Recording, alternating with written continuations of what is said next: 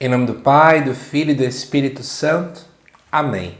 Amados irmãos e irmãs, é com muita alegria que nós estamos aqui para juntos estudar e meditar a primeira leitura que a Igreja nos apresenta para esta quinta-feira da oitava da Páscoa.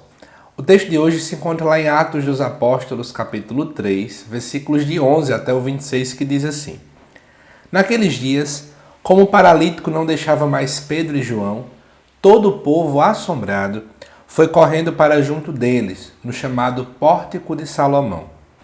Ao ver isso, Pedro dirigiu-se ao povo: Israelitas, por que vos espantais com o que aconteceu? Por que ficais olhando para nós como se tivéssemos feito este homem andar com nosso próprio poder ou piedade? O Deus de Abraão, de Isaque, de Jacó, o Deus de nossos antepassados glorificou o seu servo Jesus. Vós o entregastes e o rejeitastes diante de Pilatos, que estava decidido a assaltá-lo. Vós rejeitastes o santo e o justo, e pedistes a libertação para um assassino. Vós matastes o autor da vida, mas Deus o ressuscitou dos mortos, e disso nós somos testemunhas. Graças à fé no nome de Jesus, este nome acaba de fortalecer este homem que vedes e reconheceis. A fé que vem por meio de Jesus lhe deu perfeita saúde, na presença de todos vós. E agora, meus irmãos, eu sei que vós agistes por ignorância, assim como vossos chefes. Deus, porém, cumpriu desse modo o que havia anunciado pela boca de todos os profetas, que o seu Cristo havia de sofrer. Arrependei-vos, portanto, e convertei-vos, para que vossos pecados sejam perdoados. Assim podereis alcançar o tempo do repouso que vem do Senhor. E ele enviará Jesus, o Cristo que vos foi destinado. No entanto, é necessário que o céu receba, até que se cumpra o tempo da restauração de todas as coisas, conforme disse Deus, nos tempos passados, pela boca de seus santos profetas. Com efeito, Moisés afirmou: O Senhor Deus fará surgir entre vossos irmãos um profeta como eu. Escutai tudo o que ele vos disser. Quem não der ouvidos a esse profeta será eliminado no meio do povo. E todos os profetas que falaram, desde Samuel e seus sucessores, também eles anunciaram estes dias. Vós sois filhos dos profetas e da aliança que Deus fez com os vossos pais quando disse a Abraão: Através da tua descendência serão abençoadas todas as famílias da terra.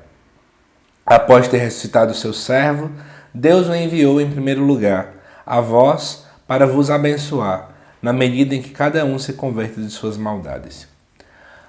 Amados irmãos e irmãs, a gente vai vendo muito o texto de Atos dos Apóstolos dentro do contexto pascal, e aqui eu quero chamar a atenção a alguns pontos muito importantes.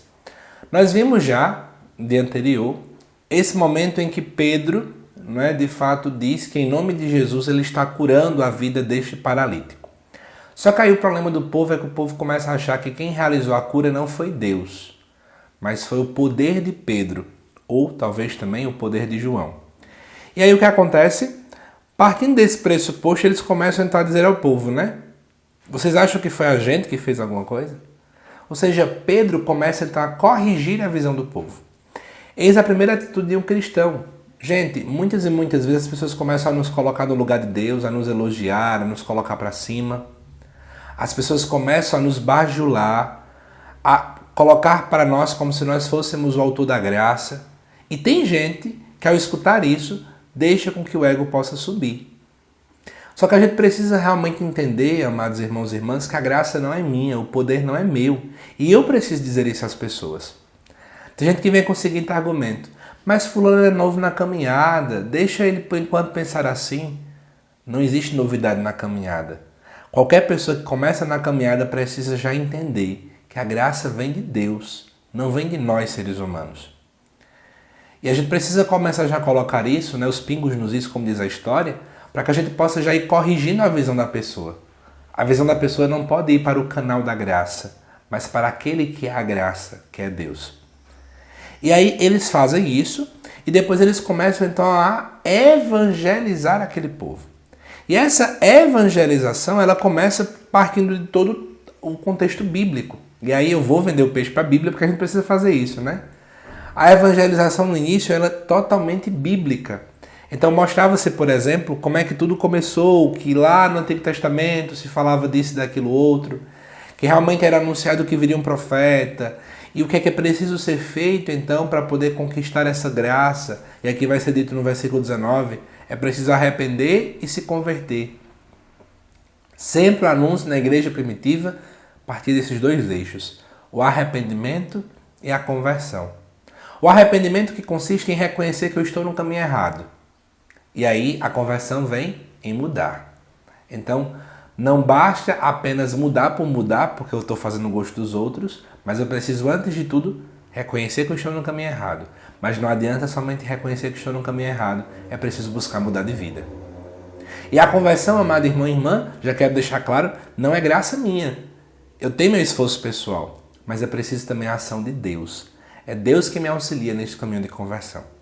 Espero que você tenha gostado desse estudo de hoje e eu te aguardo daqui a pouquinho no estudo do Evangelho desta quinta-feira, da oitava da Páscoa. Até daqui a pouco.